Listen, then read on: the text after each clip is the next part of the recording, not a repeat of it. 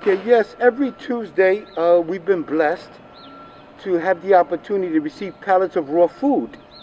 And the raw food, we once the delivery comes in, we unload it and we inventory the food, look at what we have, because we have no idea as to what we're receiving.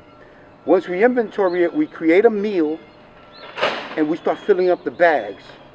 And at that point, once we fill up the bags, we have to be ready with about 350 by 11:45 for 12 o'clock kickoff. Now we have different components to the food distribution. We have the curbside pickup, okay, where vehicles just come up, open up their trunk, load them up, and they keep it moving. And of course, they have to have a mask on. Then behind us, on the walkway to the right, we have a couple of tables set up, and those are for the walk-ups. These are individuals that may not be able to drive, or individuals that may live across the street or within a 2 or 3 block perimeter, and they decide they want to walk. That's available, and it all kicks off at 12 o'clock. Everyone receives the same product. Everyone is greeted with a huge smile, and we're done within 45 minutes. We're completed. And usually it should take us no more than 45 minutes. And at that point, we start breaking down, and it's over. For the past couple of weeks, the numbers have been increasing, of course, because it's getting hotter. The demands are huge. So we broke record last Tuesday. We did exactly 614 families. Families. Now, when I say families, do the math. The average family is 4 people. So if you multiply that, we're servicing over 2,500 people, which is awesome. The main goal is to actually service about 1,000 people, providing that the food is available. We are partnered up with Table to Table. Now, putting this whole piece together, it involves the community. We have the Bergen Family Center who's involved. We've all partnered up. We got Metro Community Church. We have Latter-day Saints. We have Bergen First Baptist Church. We have Mount Calvary Baptist Church, Mount Olive. We all one team, and we decided to call it Teamwork Makes the Dream Work. And that's how this came about. So this is about the community coming together to help others in a time of need, because during the pandemic there are so many people that are used to having or don't have a way to get what they need. So the entire community is getting together to figure out a way to fill that void. This whole situation has taught me that it doesn't make a difference who you are, where you come from, what you look like.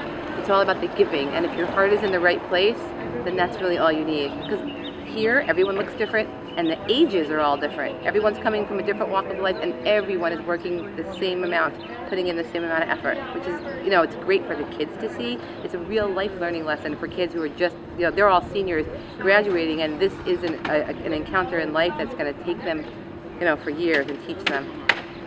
What's happening for the last 10 weeks, we've been able to come together as a unit, place foods together in a bag for families that definitely need it, as we know we all need some help right now, and we're reaching out to everyone. Sometimes we walk down the street and ask people to come on over to come get a bag to help their families out. We're here to help one another. Anyone can come. We are one unit.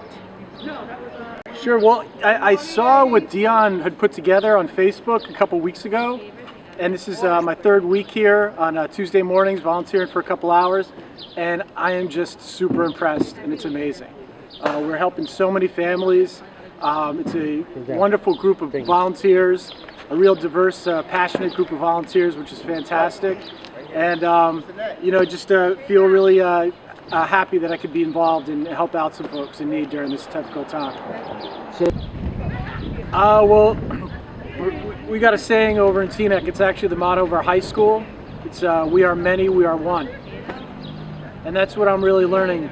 More and more it's being reinforced with the work that I see Dion and the whole crew doing here, and seeing some other towns and things like that. It's, folks helping out in different ways. Some people giving money, some people coming to volunteer in person, some people offering their expertise, and it's just amazing. It keeps on reinforcing to me that we are many, we are one, and we can be there for each other, and we can get through this dark time together. I actually saw this approximately 10 weeks ago on Facebook. Coach Dion sharing the need for providing a food pantry for food insecurity during COVID-19. So I reached out and asked if I could volunteer, and we're still here doing it 10 weeks later. So I thought this was a prime opportunity to reach out to people in our community that are coming out for our food pantry to ask them, are they registered to vote and have they completed the 2020 census? And what I've done thus far is walked up to each person we have a car line and we have a walk-up line. And I have voter registration forms, and I have them in English and Spanish, and I've reached out to everyone and asked them, and some aren't registered to vote, and some are, but some know other people that aren't. So seeing as that this is an extremely important election, I thought it was imperative that we get out here and we share that information with our people. COVID has taught me about the human fabric, that we can all come together in times of need when we need to.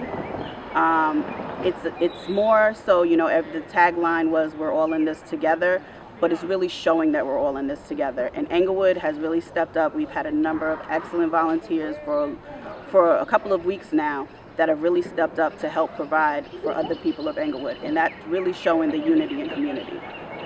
The event is happening because of the pandemic, which is causing a whole lot of economic hardships on people.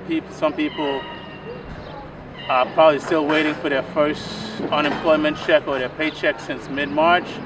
So a group of people with heart decided to, get in touch with food organizations, people who are chefs, people who have care about men, women, and children, people in need, and they decided to get a group of their friends, volunteers, and make communications with food organizations, people who sell food, people who have surpluses of food, and get that food together so we can give it to people in the community who need it.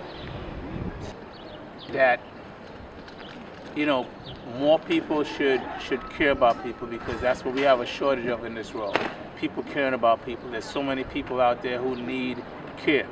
There's so many people out there who are neglected. If we can, each and every one of them, like I always say, if we took one selfish thought and made it an unselfish thought, this world would be a much better place.